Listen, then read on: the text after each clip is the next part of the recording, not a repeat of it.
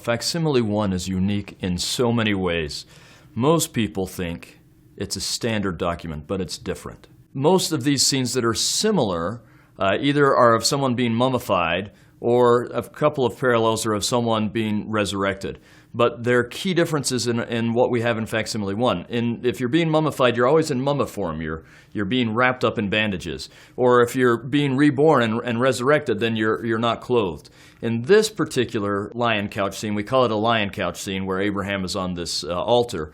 In this particular one, Abraham is dressed but not mummified. If he's going to be pulled up to be resurrected, he usually will have one arm out. In this case, Abraham has two hands out. It looks like a struggle. I don't know what else you would be doing if you have your hands up like this, if you're not struggling. It's not welcoming something, it's trying to push something away.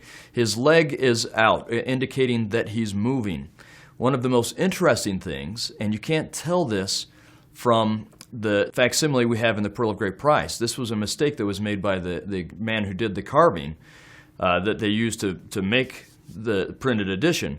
But if you look at the original papyrus, the priest is in between the legs of Abraham and the altar. So you have Abraham's legs out and moving, and you have a priest in between them. This doesn't indicate someone being mummified. It doesn't indicate someone being resurrected.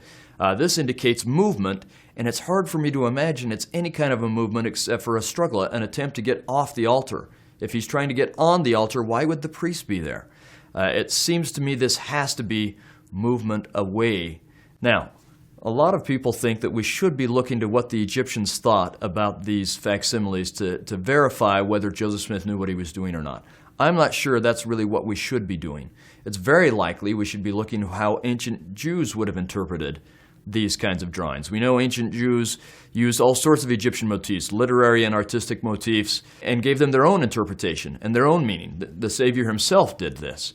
So maybe we shouldn't be looking at what the Egyptians thought at all. It's also possible we should just be looking at what the spiritual meaning Joseph Smith was giving us.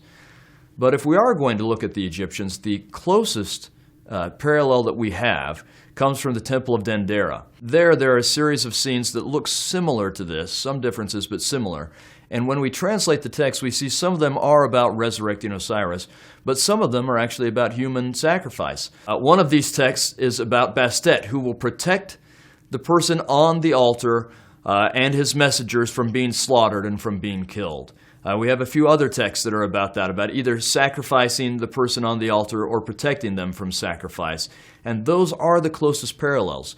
So I'm not sure they're real parallels, but if we are going to look at the closest parallels, they actually support what Joseph Smith is telling us, because he says that this scene is about Abraham being on an altar and then being protected by an angel from being sacrificed. And so the parallel is actually quite striking.